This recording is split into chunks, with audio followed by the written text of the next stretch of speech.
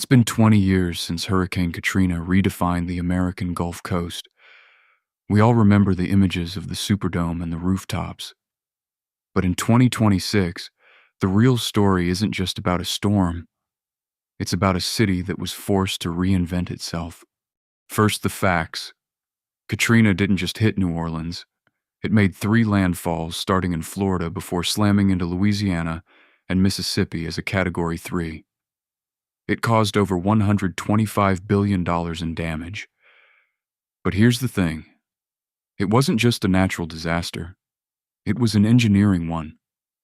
80% of the city flooded because the federal levees failed in 50 different places. It took 53 days just to pump the water out.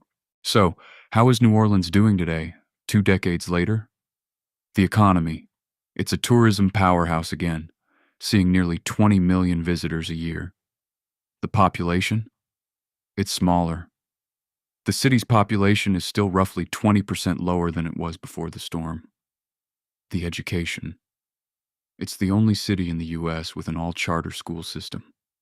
Graduation rates are up, but many locals feel the soul of their neighborhood schools was lost in the process. The recovery wasn't equal. If you visit Lakeview today, you'll see million-dollar homes in total recovery. But go to the lower Ninth Ward and you'll find blocks that still look like the storm hit yesterday.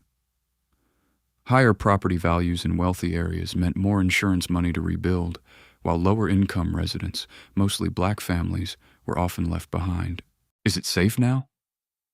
The government spent $14 billion on a massive new defense system. It's built to handle a 1-in-100-year storm. But with sea levels rising and the city literally sinking, the 2026 reality is a new kind of crisis. Insurance.